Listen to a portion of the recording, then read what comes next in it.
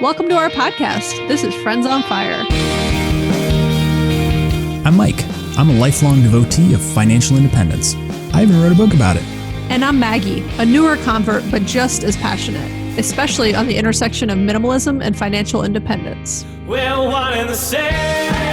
We are two like-minded friends who believe that talking about money with your friends and family opens the door to financial well-being.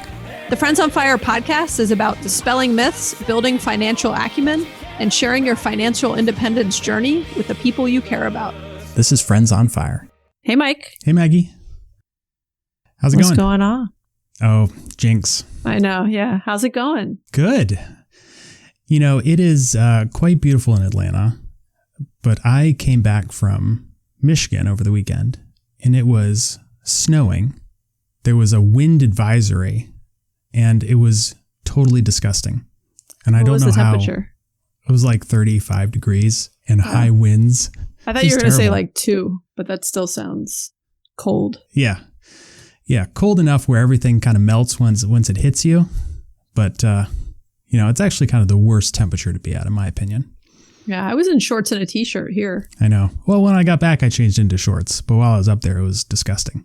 What were you doing up there? I mean, I know that was a rhetorical question. But you're just prompting me for the show. I appreciate that. I was shooting my annual lacrosse video and had a great time. Got some new swag. Nice. I'm wearing, you see this? This is my favorite. Yeah? It's like a Nike like a hoodie? Black hoodie. Oh, very nice. And they fit you with like good sizes. They don't like. Oh, yeah. I feel like when I get swag, sometimes someone hands me like an extra large and I'm like, thanks, this isn't my size. No, they ask me what my size preference is before they give me stuff, which I appreciate. Nice. Very nice. Makes it actually useful. Yeah, that's right.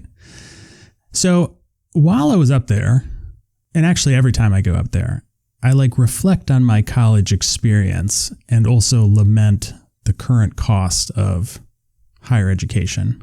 And so I was reading a whole bunch of stuff and somehow got into some rabbit hole where they kept recommending new articles for me. And so I came across like a zillion of these recently.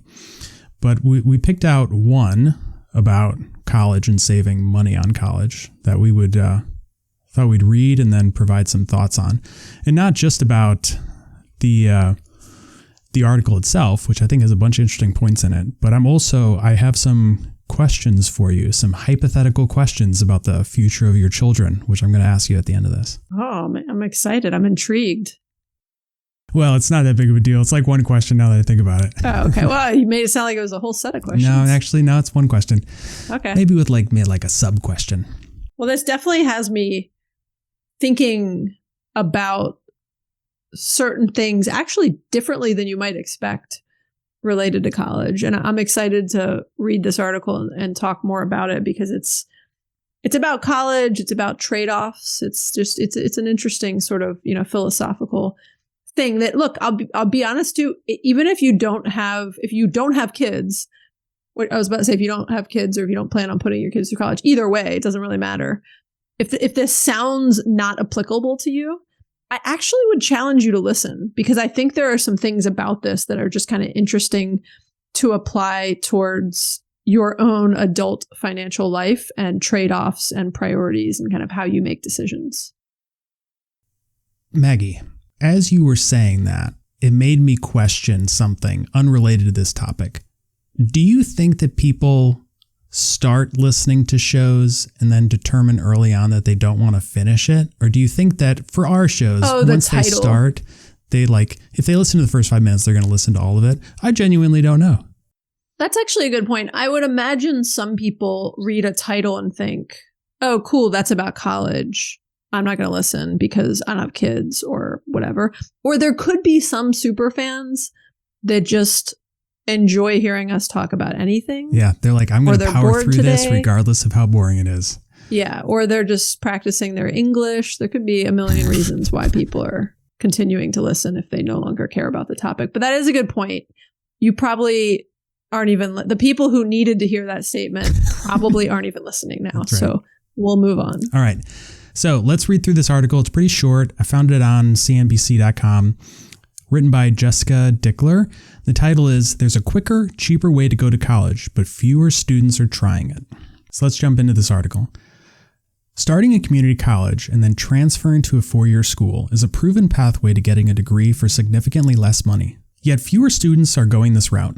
Transfer enrollment from two-year colleges to four-year schools dropped again in fall 2022, compared with the previous year, this time sinking nearly 8%. This continues the downward slide that started with the pandemic, according to a new report by the National Student Clearinghouse Research Center. This suggests that baccalaureate degree attainment is beginning to appear increasingly out of reach for community college students, said Doug Shapiro, the research center's executive director. For a group the pandemic hit especially hard, this is a trend Shapiro calls very concerning. However, there's another way to take up to 2 years off a four-year degree that's even faster and less expensive. How early college programs work. In some cases, students can complete an associate's degree by the time they finish high school, a type of dual enrollment known as early college. Unlike advanced placement, which also known as AP courses, another program in which high school students can take courses and exams that could earn them college credit, dual enrollment is a state-run program that allows students to take college-level classes, often through a local community college, while they are still in high school.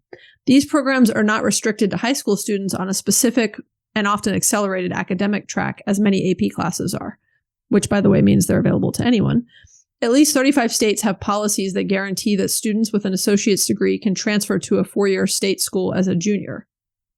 Then there's a really cool chart about outstanding U.S. student loans, which basically show that they're just getting higher and higher and higher.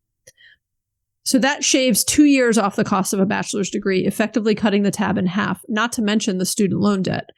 Early college students are also more likely to enroll in college and earn a degree compared to their peers who were not enrolled in any early college programs, according to one study by the American Institutes for Research. Our research shows that early colleges are an effective way to increase rates of college going and college completion, and that the return on the investment in these programs is positive for both the student and society at large, said Christina Zeisser, AIR's principal researcher. Although there are up to 900 early college programs nationwide, according to Zeisser, many are still under the radar. A 21st century approach to prepare kids for college. Early college programs are not trying to make front page news, said David Martinez, principal of the Early College High School in Costa Mesa, California. Early College High School is a Title I school in the Newport Mesa Unified School District, which means that there is a high percentage of low-income students. Funding is provided by the district and the state. Parents don't pay a dime, Martinez said. Students take a mix of high school and college-level courses, shortening the time it takes to complete a high school diploma and 1 to 2 years of college coursework. Families need a 21st century approach to prepare kids for college, and this is one of the ways to do it, Martinez said.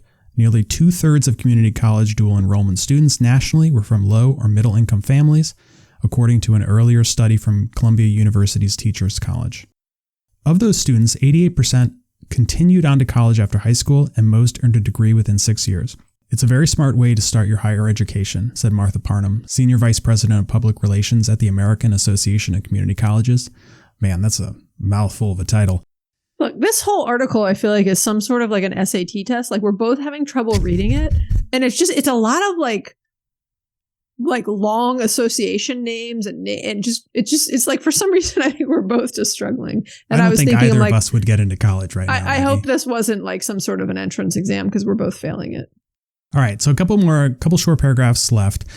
Over 4 years, early college programs cost about $3,800 more per student than traditional high school, according to another study by AIR. However, the estimated return on that investment is about $33,709 in an increased lifetime earnings.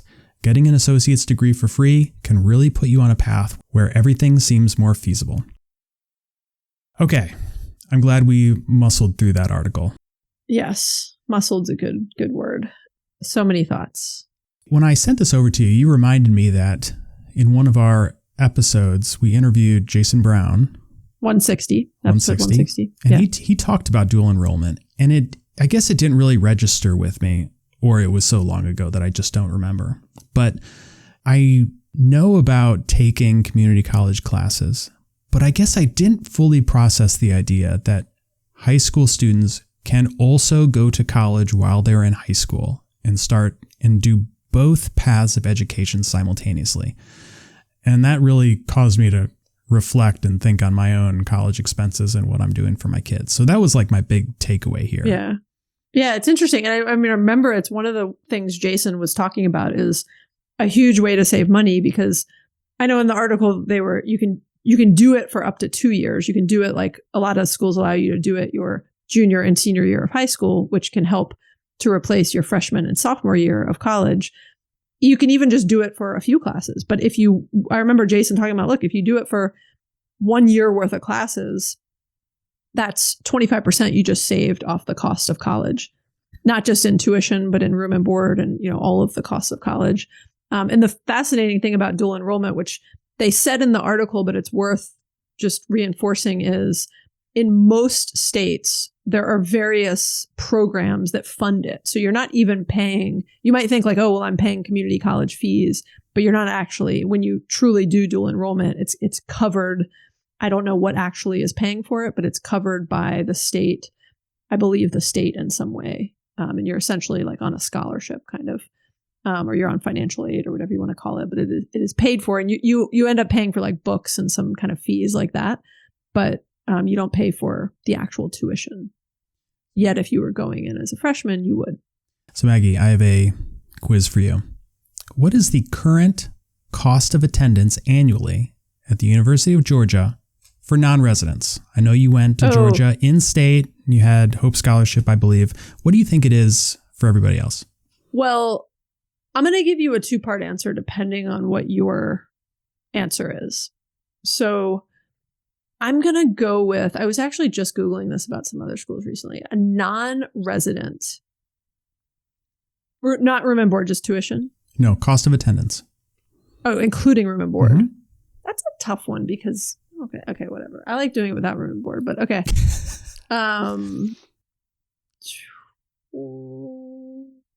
You asked me per year for like all 4 years. Okay. 60 grand, 57,000. 47,000. Oh, wow. I was close. Got the 7 part right. Guess what it is at the University of Michigan?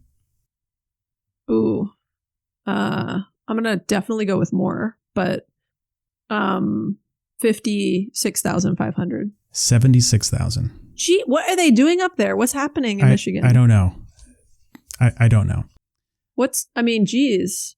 And for those that don't know, Mike went to the University of Michigan. I went to the University of Georgia, but I didn't pay that. I went for free. Yeah. And I paid out-of-state tuition at Michigan, but I don't think it wasn't that much when I went. Well, your dad paid out-of-state tuition at Michigan. Yeah, right? Sure. Yeah. But this was like 20 years ago. Yeah. So it was probably like 72,000. Just kidding.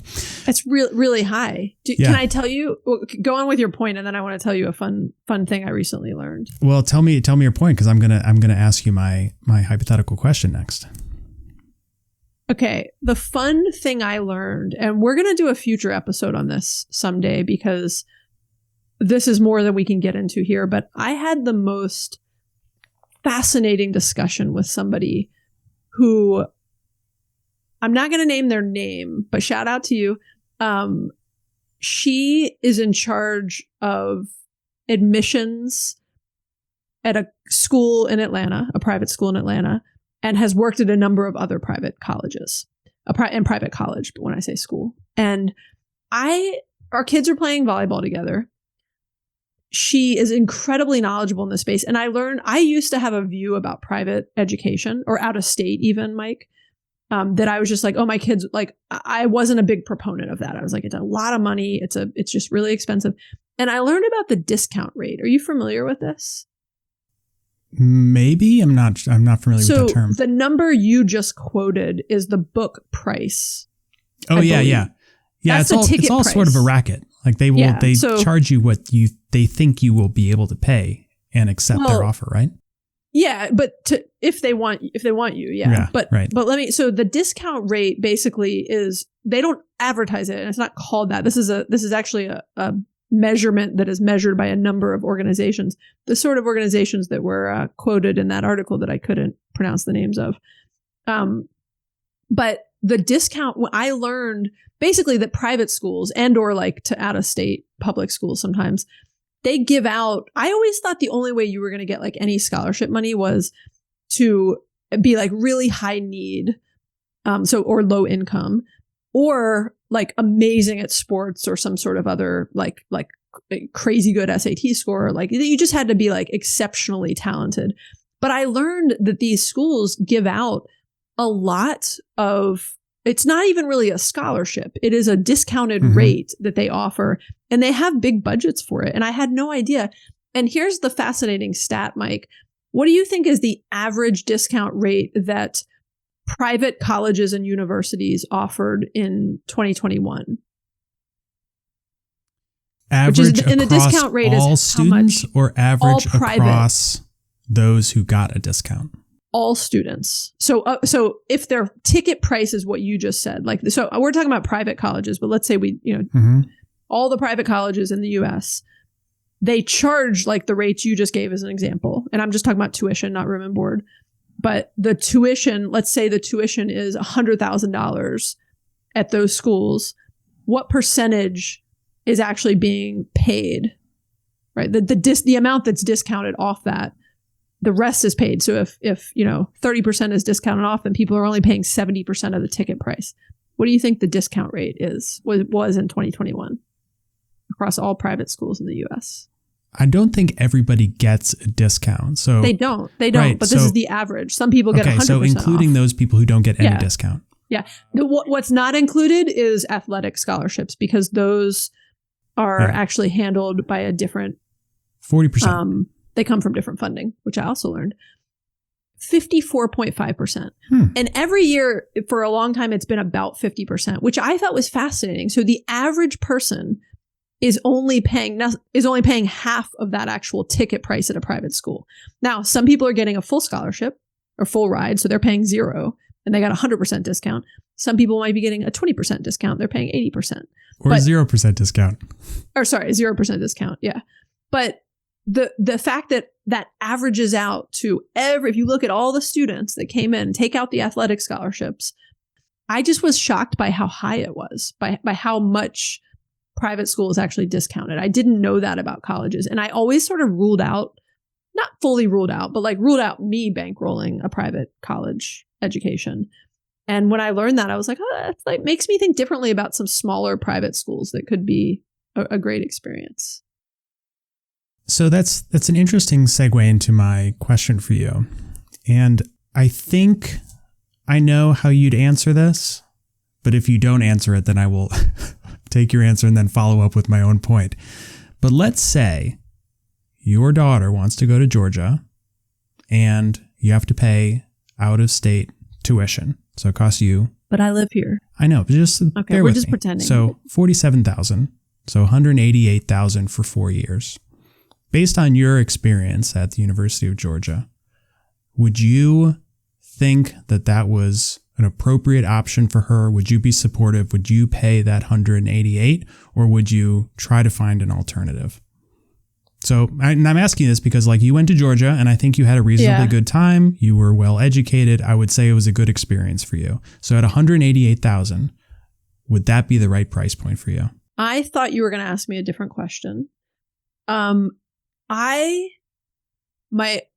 My answer is it depends. Okay, what does it depend on? And it really, there's a lot of factors, and I kind of know, I didn't realize that's what you were going to ask me. So it's a great question. I had a good experience at Georgia, but not like amazing. It's a really big school, and in a lot of ways, like I kind of would prefer our kids go to some smaller schools, not tiny, but also not massive. I mean, Athens is like a town. So it's fine if that's where they want to go. But ultimately my answer is it depends on a few factors. And I've always believed this. So it depends how much money I have, right? And I know how much money I have right now, right? But that could change in 10 years, right? I don't know if I'm going to continue to not make money for the next 10 years or if, and actually I keep saying 10 years, but like it's going to be like 7 years till my youngest goes to college.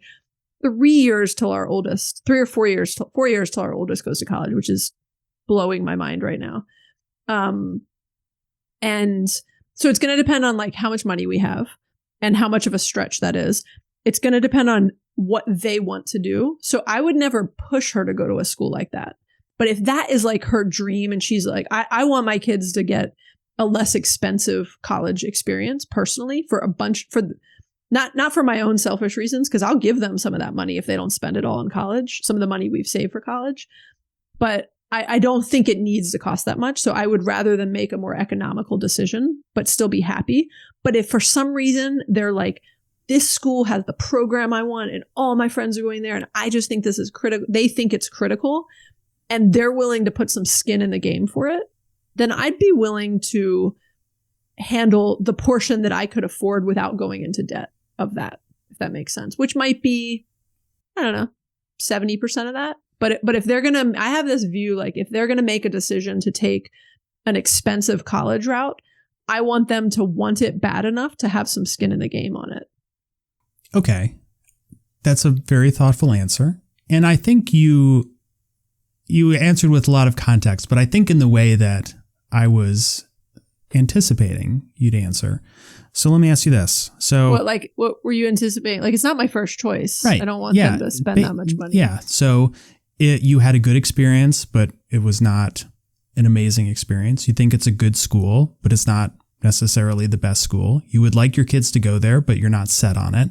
And at $188,000, it's probably a little too expensive. You described it as not that economical. So if your kids had done a dual enrollment program and came in as juniors and you paid half of that, $94,000, would you say that this decision becomes a lot easier for you? No, and you want to know here's why? Oh, okay. I'm surprised.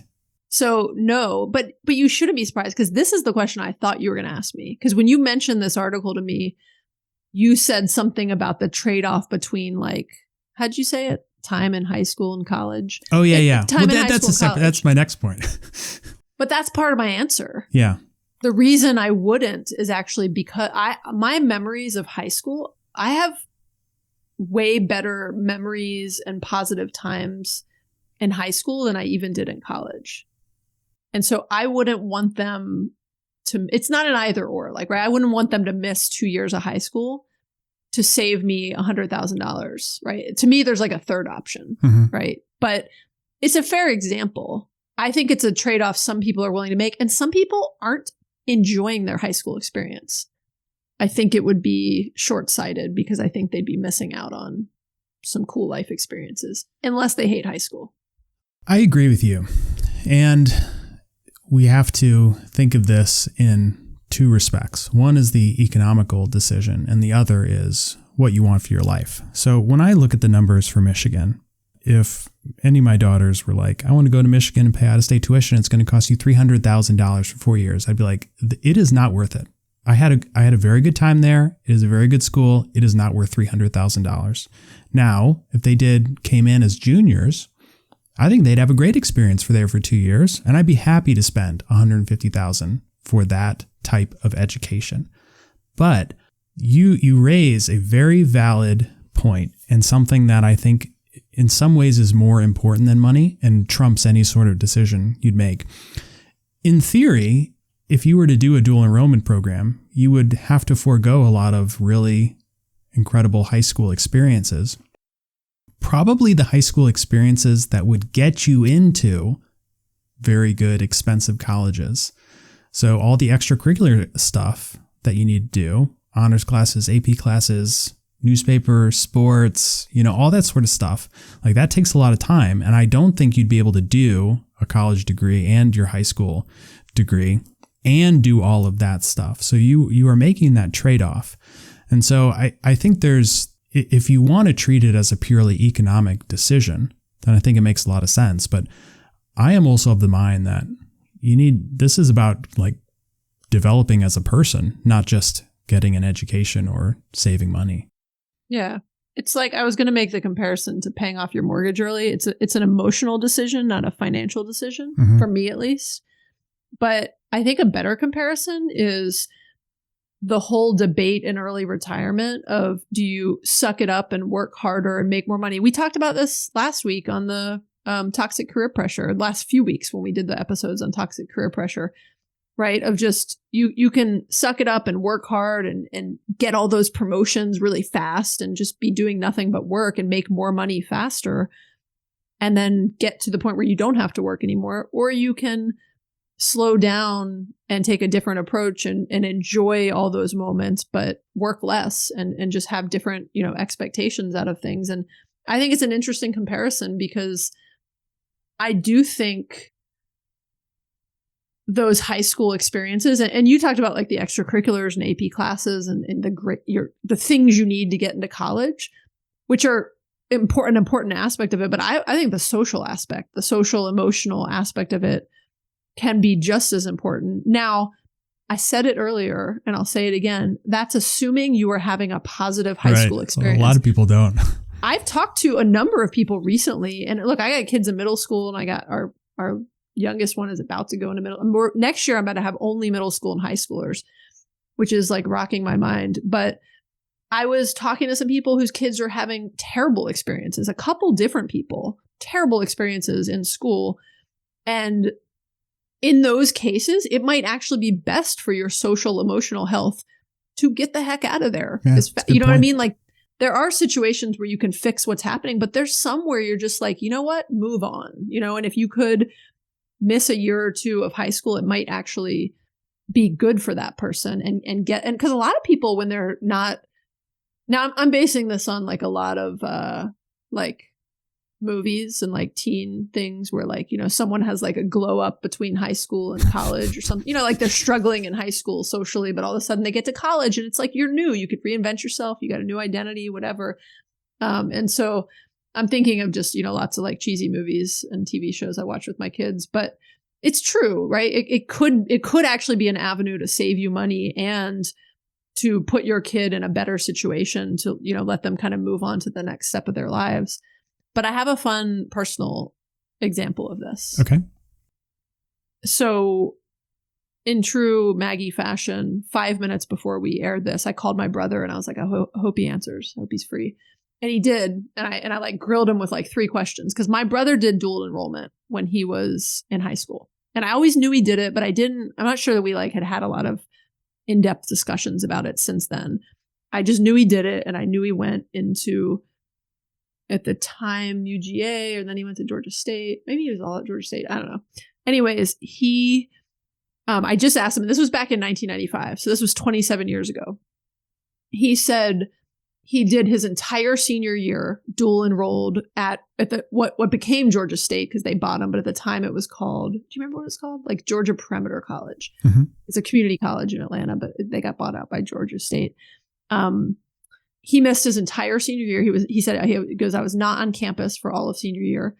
Now I think they'll like let you on campus. I mean, like you can come watch games. It's not like you can't come on campus. You are dual enrolled at both schools, but he wasn't there every day. So he was not at school every day. And that 1 year he did counted for his entire freshman year of college and his entire senior year. And it's not like you have to take double the classes. The same classes, you're literally like dual enrolled. You're completing both credits at the same time. And the last question I asked him, and I was actually surprised by his answer because I thought he had a great time with it. I said, would you go back and do it over again? Because I was like, you missed your senior year. Now, his girlfriend was older than him, a year older. And so I always thought that was like one of the reasons he did it, because it just kind of like got him off into like a more independent lifestyle or whatever. He immediately said, I totally wouldn't do it again. He said, no, I missed my senior year. And he also, at the time, he was the only one. I didn't know this. He said, I was the only one doing it at our high school that year. He said, after that, it became a little bit more common that like a handful of people would do it. But the year he did it, I think it was a newer program. And whether it was newer or not, he was the only one at our school who did it. So he was doing something different. And I kind of remembered that, but not really. I was a freshman or sophomore. I was, like a teenager focused on myself. And I just thought it was fascinating that his immediate answer was would not, because I missed my whole senior year. And if he could go back and do it again, he actually would have stayed in high school. That's which interesting. Which again is my gut. If you're having a positive experience in high school, it's like life's short. Enjoy that time. I was in a rush. I'm shocked I didn't do it, honestly. I was in such a rush when I was that age to like keep doing the next thing I was supposed to be doing. And I look back at those times and I'm like, wow, I should have enjoyed those experiences more, you know? And you can't go back. Yeah, I totally agree with you about high school. I hadn't thought about it through the lens of if your experience is positive or negative, because I had a positive experience in high school, but I can see a lot of kids not having that. I think when it comes to college, I'm not sure that, 4 years is really necessary. It's hard for me to look back because my freshman year roommate was the best man at my wedding, And so I obviously I'm not going to say that I would not do that over again. It worked out very well for me in my life. But I think I could have had a similar experience in 3 years, maybe in 2 years. And so I don't think that the requirement of spending 4 years in college, especially if it's costing you like $75,000 a year, is necessarily the right way to go. I think you can get a lot of personal development in a shorter amount of time.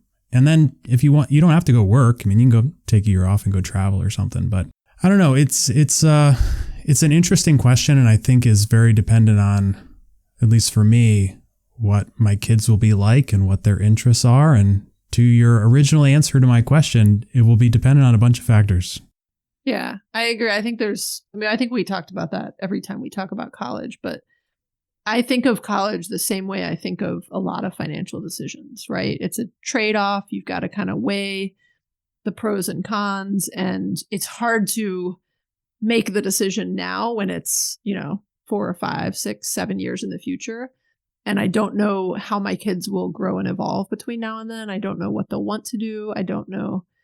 It's funny. Kate asked me a question just 2 days ago about college, and the school play was just actually did the last performance. I was like crying heavily. And she was talking about someone in the play, one of her friends who's got a pretty big role. And she said, that person's not going to go to college. She's going to go be a famous actor. And I was like, cool. If you want to be a famous actor, go to college first. And I was just telling Kate, I'm not giving this other kid advice. I'm just telling my own kid. I'm like, I would like you to go to college regardless. And there's a lot and she was kind of saying, she's like, do I need to go to college to be an actor? And she was asking me all these questions. And I was like, well, you don't technically need to go to college to do anything you want to do in life. Well, doctor, lawyer. Yes, there's some doctor, lawyer, et cetera degrees. But I still very much believe, I know there's a lot of different thoughts out there, but I still believe for my kids' future, they will be better off if they earn a degree, regardless of what they want to do, which is kind of what I was reinforcing to her. I was like, I don't care if you want to be an actor. I don't care what you want to do. But I would really like you to go to college and get that foundation, because even as an actor, it will help you. And even as a, whatever you want to do, it will help you. But I know there's a lot of views on whether college is truly necessary or not. Yeah. Yeah. I think college is totally worth it, and a great life experience. I am just eager to find some less expensive ways to go do it for my kids. Yeah. You know what? I will say, we had in the grand scheme of this world, very privileged upbringings, Mike, you and I think. And my dad didn't go to college, by the way, and was, I think happy and had, successful things he enjoyed doing and was very well skilled. But there's also a lot of trade schools and other things where you can have a very successful, and I can't even think successful is not the word I'm thinking of, but happy and productive life where you're making really good money, right? If you're a plumber and electrician right now, you're killing it. It's a great field to be in, and it's a sought after skill. You make good money. You can set your own hours. I look at how much I pay. I just paid a plumber at one of our rentals last week, and he's making more money per hour than I ever made. And I have an MBA, and he's got me stuck. I'm not going to, I need him to fix it. I can't, there's not a lot of negotiation happening there is my point. I need you to fix this now. The toilet does not work at one of our rentals. And it's just, I just think, there are so many different paths in life. And I think we both grew up mostly in an environment where like college is like the path, but it's not for everybody. So I just think it's, worth mentioning that. Yeah. Okay. All right. Well, no key takeaways from our article episode, but just it depends. Yeah, Everyone's it depends. different, College is nice. Yeah. It depends. I think those are our takeaways. All right, let's wrap this one up. Okay. Well, thank you all for listening. If you have been challenged or inspired by what you heard, please share this episode with a friend or a family member, or perhaps your, budding high schooler who, I don't know, they probably don't want to listen to this podcast. But we do believe that talking to friends about money improves and deepens your relationships, and it is why we started this podcast. So please help us spread the word and share this with a friend. You can also rate and review the show and subscribe to make sure you never miss an episode. If you have any thoughts or questions, we'd love to hear from you, and you can leave us a voicemail or text us at 404-981-3370 or hit us up on Instagram. Okay. Thanks, Mike. Thanks, Maggie. Bye. Bye.